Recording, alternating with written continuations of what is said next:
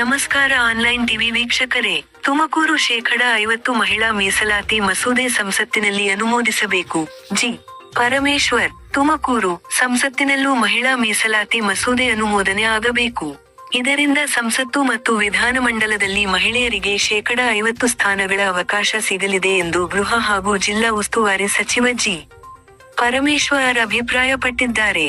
ಜಿಲ್ಲಾಡಳಿತ, ಜಿಲ್ಲಾ ಪಂಚಾಯ್ತಿ, ಮಹಿಳಾ ಮತ್ತು ಮಕ್ಕಳ ಅಭಿವೃದ್ಧಿ ಇಲಾಖೆ ಸಂಯುಕ್ತಾಶ್ರಯದಲ್ಲಿ ಶುಕ್ರವಾರ ಆಯೋಜಿಸಿದ್ದ ಅಂತಾರಾಷ್ಟ್ರೀಯ ಮಹಿಳಾ ದಿನಾಚರಣೆ ಉದ್ಘಾಟಿಸಿ ಅವರು ಮಾತನಾಡಿದರು. ಈ ಹಿಂದೆ ರಾಜೀವ ಗಾಂಧಿ ಅವರು ಪ್ರಧಾನಮಂತ್ರಿ ಆಗಿದ್ದಾಗ ಸ್ಥಳೀಯ ಸಂಸ್ಥೆಗಳಲ್ಲಿ ಮಹಿಳೆಯರಿಗೆ ಶೇಕಡಾ 50 ಸ್ಥಾನಮಾನಗಳನ್ನು ಕೊಡುವ ನಿಟ್ಟಿನಲ್ಲಿ ಸಂವಿಧಾನಕ್ಕೆ ತಿದ್ದುಪಡಿ ತಂದು ಅವಕಾಶಗಳನ್ನು ನೀಡಲಾಯಿತು ಎಂದರು. ಕಾರ್ಯಕ್ರಮದಲ್ಲಿ ಜಿಲ್ಲಾ ಪಂಚಾಯ್ತಿ ಮುಖ್ಯ ಕಾರ್ಯನಿರ್ವಾಹಕ ಅಧಿಕಾರಿ ಬಿ. ಅಶ್ವಿಜ, ತುಮಕೂರು ಮಹಾನಗರ ಪಾಲಿಕೆ ಆಯುಕ್ತೆ ಶುಭಸಿ, ತೋಟಗಾರಿಕೆ ಇಲಾಖೆ ಜಂಟಿ ನಿರ್ದೇಶಕಿ ಶಾರದಮ್ಮ, ಆಹಾರ ಮತ್ತು ನಾಗರಿಕ ಸರಬರಾಜು ಇಲಾಖೆ ಜಂಟಿ ನಿರ್ದೇಶಕಿ ಸೌಮ್ಯ, ಮಹಿಳಾ ಮತ್ತು ಮಕ್ಕಳ ಅಭಿವೃದ್ಧಿ ಇಲಾಖೆ ಉಪನಿರ್ದೇಶಕ ಸಿದ್ದರಾಮಣ್ಣ ಮತ್ತಿತರರು ಉಪಸ್ಥಿತರಿದ್ದರು. ವರದಿ ಆನ್ಲೈನ್ ಟಿವಿ ಡೆಸ್ಕ್ ಬ್ಯೂರೋ. ವರದಿ ಅಡಿಗೆರೆ ಇಮೇಜ್. ನಾವು ಗ್ಯಾರಂಟಿ ಯೋಜನೆಗಳನ್ನು 5 ಗ್ಯಾರಂಟಿ ಕಾರ್ಯಕ್ರಮಗಳನ್ನು ಸರ್ಕಾರದಲ್ಲಿ ಕೊಟ್ಟಿದ್ದೇವೆ.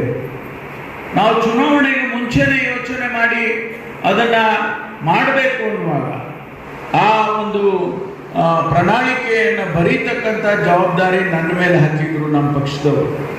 ಹಾಗೆ ನಾನು ಆ ಪ್ರಣಾಳಿಕೆಯನ್ನು ಬರೆಯುವಾಗ ಮಹಿಳೆಯರಿಗೆ ಈ 5 ಕಾರ್ಯಕ್ರಮದ್ದು ಮಹಿಳೆಗೆ ಸೇರಿದಂಗೆ, ಆದರೆ 2 ಕಾರ್ಯಕ್ರಮ ಬಹಳ ನೇರವಾಗಿ ಸಿಗುವಂಥ ಕಾರ್ಯಕ್ರಮ. ಶಕ್ತಿ ಕಾರ್ಯಕ್ರಮ, ನೀವೆಲ್ಲಿ ಬೇಕಾದರೂ ಇಡೀ ರಾಜ್ಯದಲ್ಲಿ ನೀವು ಬಸ್ ಹತ್ಕೊಂಡು ಸುಮ್ಮನೆ ಹೋಗ್ತಾ ಇರ್ಬೋದು.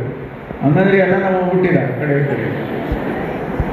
ಅಷ್ಟು ಒಂದು ಅವಕಾಶವನ್ನು ಕಲ್ಪಿಸಿಕೊಟ್ಟಿದ್ದೀವಿ. ಹೇಳೋದು ಲೇಡಿ ಆಫೀಸರ್ಸ್ ಬೇಡ ಅಂತ. ಯಾವ ರೀಸನ್ಗೆ ಲೇಡಿ ಆಫೀಸರ್ಸ್ ಬೇಡ ಅಂತ ನನಗೆ ಅಷ್ಟೊಂದು ಆತಂಕ ಇತ್ತು.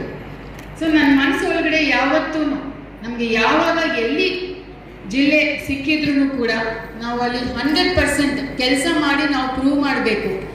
ನಾನು ಪ್ರೂವ್ ಮಾಡೋದು ನನಗೋಸ್ಕರ ಅಲ್ಲ, ಇಡೀ ಮಹಿಳೆ ಸಮಾಜಕ್ಕೋಸ್ಕರ ಪ್ರೂವ್ ಮಾಡಬೇಕು ಅನ್ನೋ ಒಂದು ಛಲ ನನ್ನ ಒಳಗಡೆ ಇತ್ತು. ಹಾಗಾಗಿ ನಾನು ಈ ಜಿಲ್ಲೆಯಲ್ಲಿ doctor G. Parameshwar sir, I am very much thankful to you sir for giving me this opportunity. On behalf of the entire women community, I would like to thank you sir. ಇಡೀ ಮಹಿಳೆ ಸಮಾಜದ ಪರವಾಗಿ ಧನ್ಯವಾದಗಳನ್ನು ನಾನು ಹೇಳಕ್ಕೆ ಇಷ್ಟಪಡ್ತೀನಿ ಸರ್, ಈ ಒಂದು ಅವಕಾಶ ಕೊಟ್ಟಿದ್ದಕ್ಕೆ.